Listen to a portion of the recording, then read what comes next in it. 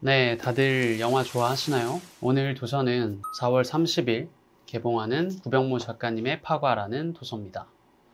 60대 여성 킬러라는 흥미로운 소재로 영화로 만들어질 정도로 굉장히 재미있는 도서입니다. 또 다른 재밌는 요소는 파과는 이미 2013년도 자음과 모음이라는 출판사에서 기출간했던 도서라는 점입니다. 보통 출판사에서는 출판권 및 배타적 발행권 설정이라는 계약서를 기본으로 작성합니다.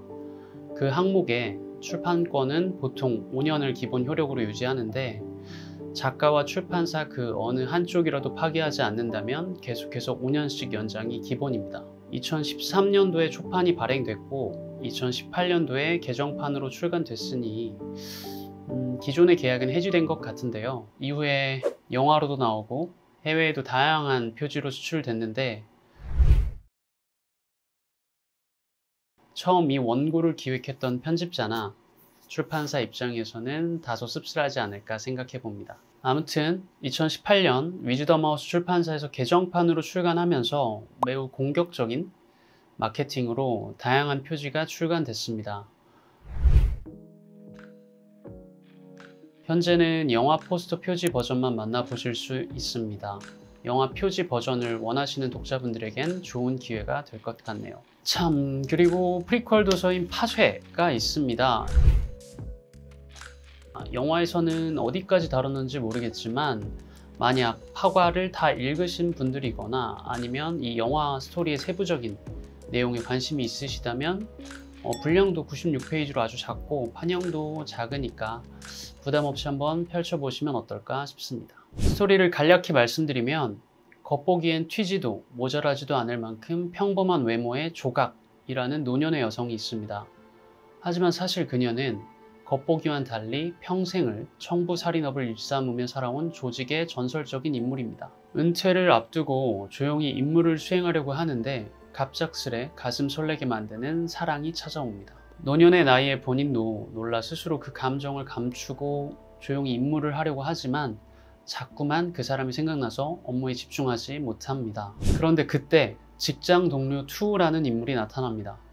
투우는 조각에게 원한이 있다는 듯이 번번이 시비를 걸고 여차하면 칼로 찌를 듯이 위협을 가하기도 하는 인물입니다. 그런 투우가 조각의 미묘한 감정을 파악하게 됩니다. 그리곤 귀엽고 조각이 남몰래 흠모하던 짝사랑의 가족까지 건드리며 조각을 불러냅니다. 결국 서로 물러날 수 없는, 그리고 한쪽을 죽일 수밖에 없는 상황이 오게 되는데요. 여기서 전설적인 인물이었던 조각이 결정적인 한마디를 하게 됩니다. 죽여도 되니? 스토리는 여기까지입니다. 액션 느와르를 좋아하는 분들이라면 싫어하기 힘든 요소들로 잘 짜여진 도서입니다. 문장들도 굉장히 인상 깊은 것들이 많았고요. 특히 작가님의 전작인 한 스푼의 시간을 읽어보신 분들이라면 이 작가님이 그 작가님 맞나? 싶을 정도로 굉장히 다른 문체에 놀라실 겁니다. 그리고 다양한 생각도 하게 될 주제들을 던지게 되는데요. 제목에서도 말해주듯이 한 노년의 여성 인물을 파과, 흠집이 난 과실로 비유하는데요. 우리 누구나 노화되고 남녀노소 할 것 없이 공평하게 시간이 흐르잖아요.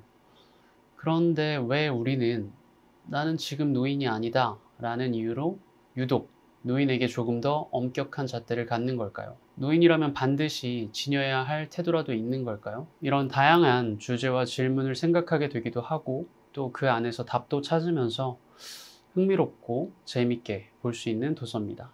그러니까 이번 도서도 믿고 보셔도 좋을 것 같습니다. 네, 제가 가장 좋았던 문장 두 가지를 소개시켜 드리고자 합니다. 끌어당겨 손가락에 감아보고 싶었던 머리카락 대신 거기엔 푸석하고 건조하며 구불거리는 잿빛 머리카락이 손 닿지 않는 선반 위에 해묵은 먼지처럼 뭉쳐 있었다.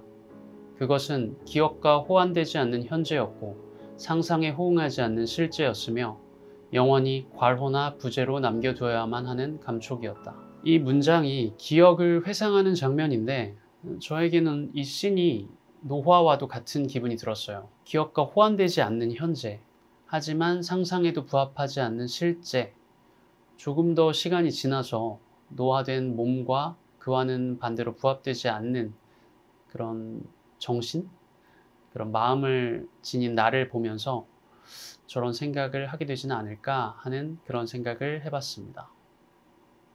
그리고 또 하나는 사라진다. 살아있는 모든 것이 녹익은 과일이나 밤하늘에 쏘아올린 불꽃처럼 부서져 사라지기 때문에 유달리 빛나는 순간을 한 번쯤은 갖게 되는지도 모른다. 지금이야말로 주어진 모든 상실을 살아야 할 때. 네, 아마도 이 문장이 이 도서를 관통하는 문장이지 않을까 하는 그런 생각을 해봅니다. 다음은 독서 토론에서 진행했던 발제문을 띄워드릴게요. 조금 더 깊이 있는 독서 하실 때 도움이 되셨으면 좋겠습니다.